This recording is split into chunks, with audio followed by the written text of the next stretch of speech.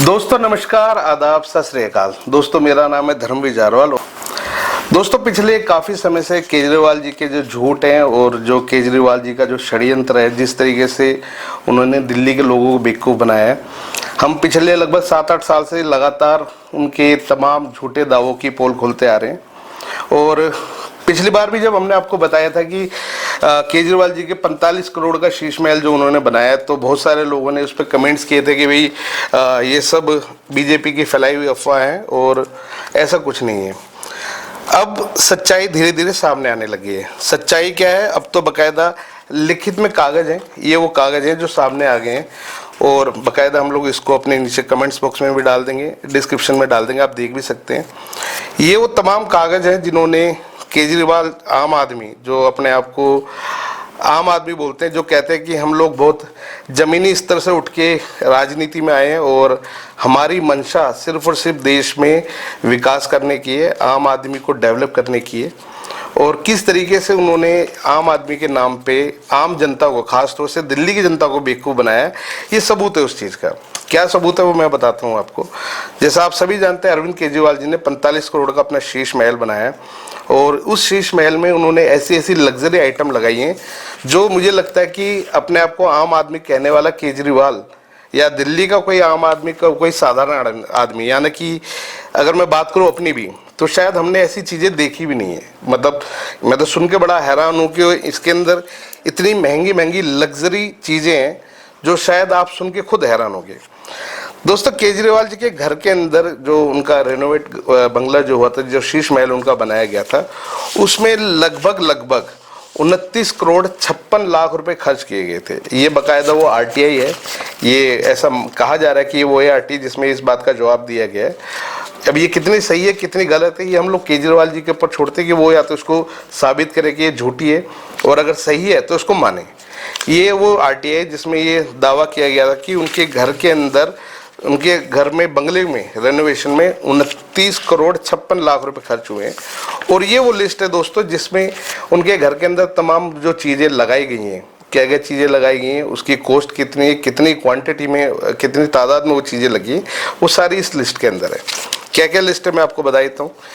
सबसे पहले इसके अंदर लगाए गए कर्टन, मतलब साधारण भाषा में मैं बात करूँ तो जो पर्दे होते हैं घर के, 5 से 7 लाख रुपए की एक पर्दे की कॉस्ट है। और इनके जो शीश महल है उसके अंदर लगभग 80 पर्दे लगाए गए थे, जिनकी कुल लागत 5.5 करोड़ के आसपास है।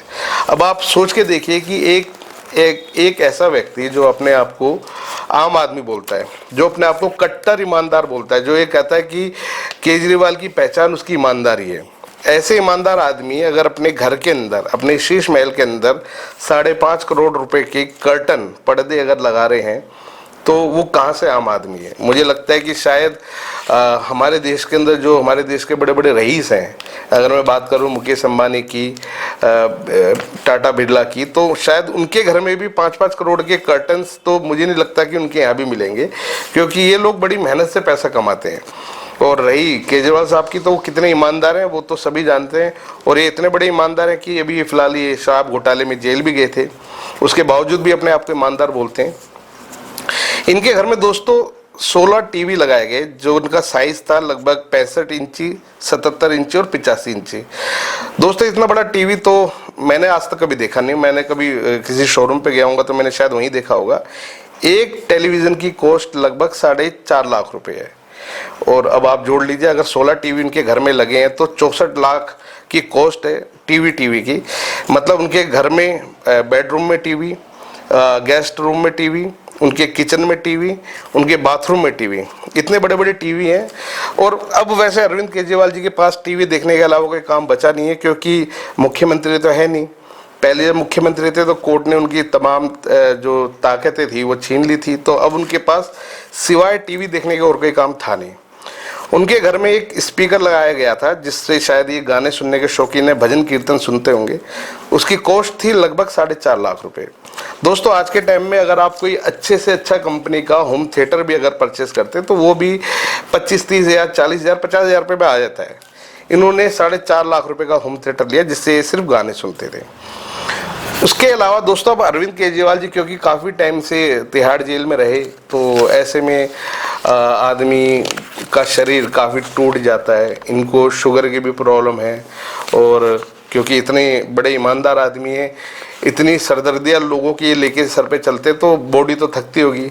तो इसी बॉडी को रिलैक्स करने के लिए इन्होंने एक बॉडी मसाज चेयर भी खरीदी, और आप सुन के हैरान हो गए कि ये जो चेयर थी इसकी कॉस्ट थी लगभग 4 लाख रुपए के आसपास। फुल बॉडी मसाजर चेयर है, 4.5 लाख रुपए के आसपास इसकी कॉस्ट है।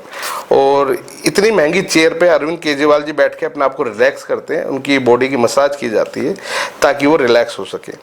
और दोस्तों, इस तरह की तमाम पूरी लिस्ट है बाकायदा, और लाइटें इन्होंने लगाई हैं, ठीक है। 12 वॉट LED स्मार्ट ये डाउन लाइट है इनके यहाँ। इन्होंने घर में जगह जगह लाइटें लगाई हैं जिनकी कीमत लगभग 6 लाख रुपए है। एक लाइट की 3 लाइटें लगी हैं इनके यहाँ। उसके अलावा इनके घर में वॉशिंग मशीन जो इन्होंने ली है, वो वॉशिंग मशीन भी अच्छी खासी कॉस्ट की है। Water supply, generator, hot water geyser, और अगर मैं बात करूँ तो इनके घर में जो कम्बोर्ड लगा हुआ है वो उसकी कीमत भी मतलब लाखों में। अगर शुद्ध देसी लैंग्वेज की अगर हम बात करें, हिंदी में अगर मैं आपको समझाना चाहूँ तो इनके घर में जो बाथरूम है, जो लेटरिन करने के लिए जो शीट है, वो शीट की कीमत भी लाखों में है।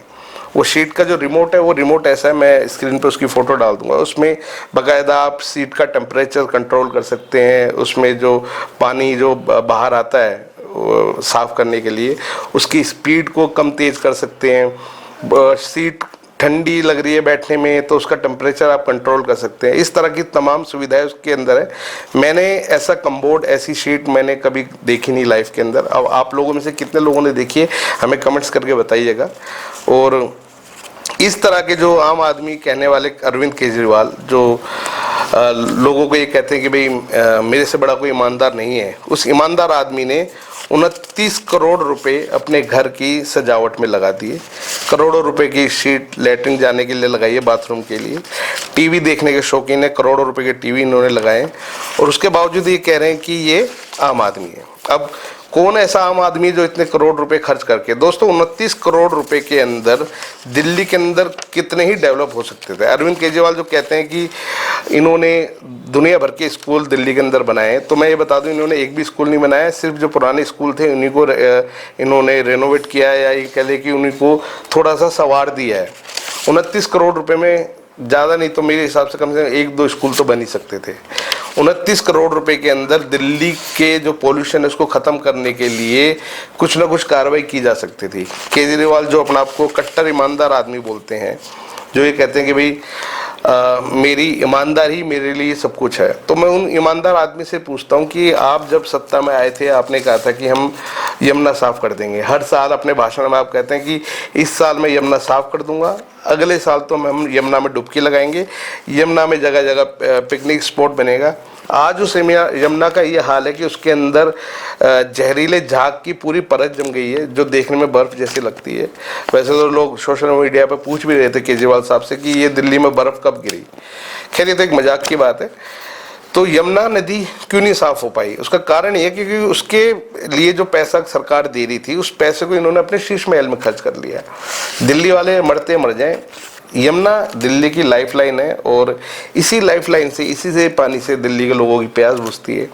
अगर ये पानी जहरीला हो जाएगा तो दिल्ली के लोगों का क्या हाल होगा वो मुझे बताने की जरूरत नहीं है। दोस्तों मुद्दा ये भी है कि जो केजरीवाल साहब, ईमानदार केजरीवाल साहब पॉल्यूशन के लिए दिन रात लड़ाई करते हैं। आज उस पॉल्यूशन से ये हाल है कि दिल्ली के अंदर जो दिल्ली की एयर क्वालिटी है वो लगातार खतरे के निशान से ऊपर बढ़ती जा रही है, डेंजर से भी ऊपर की कैटेगरी में रहती है दिल्ली के। मेरा तो मानना ही है कि शायद हो सकता है आने वाले 5 से 10 साल के अंदर अगर पॉल्यूशन का ये हाल रहा तो दिल्ली के 90% लोग कैंसर से मरेंगे। दोस्तों यही वही अरविंद केजरीवाल है जिन्होंने युवाओं के लिए फ्री वाईफाई, घर घर तक पानी नलके से पहुंचाने के वादे किए थे। कितने घरों में नलका पहुंचा है वो मुझे पता नहीं है, पर जिनके घर के अंदर नलके लगे हुए उनके घरों में भी आज भी नाले का पानी आता है। मतलब पीने योग्य तो पानी है नहीं, और हफ्ते में 4 दिन 3 दिन गंदे नाले का पानी का लोगों के घर के अंदर पहुंचता है नलकों से, जो लोग पी भी नहीं सकते हैं। शिकायत करते हैं तो इनके MLA आजकल मिलते नहीं, क्योंकि वो तो केजरीवाल साहब के पीछे पीछे धरना प्रदर्शन में लगे हुए हैं। इन लोगों को दिल्ली की जनता से कोई लेना देना नहीं है, ना ही इनको दिल्ली के लोगों के स्वास्थ्य से कोई लेना देना है। इनको सिर्फ अपनी अय्याशी चाहिए, इनको ये राजभोग भोगना है, जिसके लिए इन्होंने 29 करोड़ रुपए खर्च कर दिए। अब मैं अरविंद केजरीवाल साहब से ये कहना चाहूँगा कि केजरीवाल साहब, आपने ये 29 करोड़ रुपए खर्च करें, आरटीआई में इसका सबूत मिल गया, या तो सर ये झुटला दीजिए कि ये आरटीआई झूठी है या ये लिस्ट झूठी है, या फिर इसकी सच्चाई बताइए कि ये जो सरकारी पैसा था, दिल्ली की जनता का जो टैक्स की गाड़ी मेहनत की खून की कमाई का जो टैक्स था, उस टैक्स के पैसों को आपने किस तरीके से बर्बाद किया है, इसका जिम्मेदार कौन है, और क्या इसके ऊपर अरविंद केजरीवाल के ऊपर कानूनी कार्रवाई नहीं होनी चाहिए। दोस्तों, आज आपको एक बड़ी गंभीर बात भी बताता हूं। कल दिल्ली के रोहनी के अंदर एक बम ब्लास्ट हुआ है, जिसके लिए पन्नू ने, जो खालिस्तान समर्थक है पन्नू ने, उसने भी इसकी काफ़ी हद तक जिम्मेदारी ली है। और बताया जा रहा है कि खालिस्तान समर्थक तो है ही पन्नू, और पीछे आप लोगों को याद होगा कि पन्नू ने बाकायदा एक वीडियो भी जारी किया था, जिसमें उसने अरविंद केजरीवाल के ऊपर ये इल्ज़ाम लगाए थे कि उसने उनको करोड़ों रुपए दिए हैं ताकि वो खालिस्तान समर्थकों को सपोर्ट करे। दोस्तों, तो ऐसा व्यक्ति जो कि आतंकवादियों के साथ मिला हुआ और इस तरीके के पैसे की बर्बादी कर रहा है दिल्ली के लोगों की, क्या इसके ऊपर जांच नहीं होनी चाहिए? क्या अरविंद केजरीवाल को कोई हक है दिल्ली के लोगों के ऊपर राज करने का या दिल्ली की सत्ता में आने का? क्या जो अपने आप को कट्टर ईमानदार बोलता है वो सच में ईमानदार है? इन तमाम सवालों के जवाब हम चाहेंगे अरविंद केजरीवाल जी दें, और साथ में जो हमारे जितने भी दर्शक हमें देख रहे हैं वो हमें कमेंट्स करके बताएं कि इस जो लिस्ट है, इस लिस्ट में कितनी सच्चाई है, कितनी झूठ है। दोस्तों, वीडियो सही लगे तो इसको शेयर करना बिल्कुल ना भूलें, और इसी तरह अपना प्यार प्रेम बनाए रखें ताकि हमारा परिवार लगातार बढ़ता रहे। और चैनल पर अगर पहली बार आए तो इसे सब्सक्राइब जरूर करें, वीडियो को शेयर करना बिल्कुल ना भूलें, क्योंकि जितने भी दिल्ली के लोग हैं और या दिल्ली से बाहर के लोग हैं जिनकी आंखों पे एक पर्दा चढ़ा हुआ है कि अरविंद केजरीवाल कट्टर ईमानदार आदमी है, वैसे ही कितने ईमानदार है मैं आपको ये बता दूं, उसका जवाब तो हरियाणा के लोगों ने दे दिया था। इन्होंने हरियाणा में जाके इलेक्शन में कहा था कि भैया अगर मैं ईमानदार आदमी हूँ तो मुझे वोट देना, अगर मैं बेईमान हूँ तो मुझे वोट मत देना। हरियाणा में इनको एक सीट नहीं मिली, एक वोट नहीं मिला इनको। इनके जितने भी कैंडिडेट थे उनकी बाकायदा जमानतें जब्त हो गई हैं। तो हरियाणा वालों ने तो बता दिया अरविंद केजरीवाल बेईमान आदमी है। दिल्ली वाले भी अब हो सकता है जल्दी चुनाव होंगे तो वो भी इस बात को बता देंगे। आप लोगों का क्या कहना है इसको लेके हमें कमेंट्स करके जरूर बताएं, और जिन लोगों को ये लगता है कि अरविंद केजरीवाल कट्टर ईमानदार आदमी है वो एक बार इस लिस्ट को जरूर देखें। तो दोस्तों, आज के लिए इतना ही, और वीडियो सही लगे तो इसको शेयर करना बिल्कुल ना भूलें। लगातार बने रहे हमारे साथ।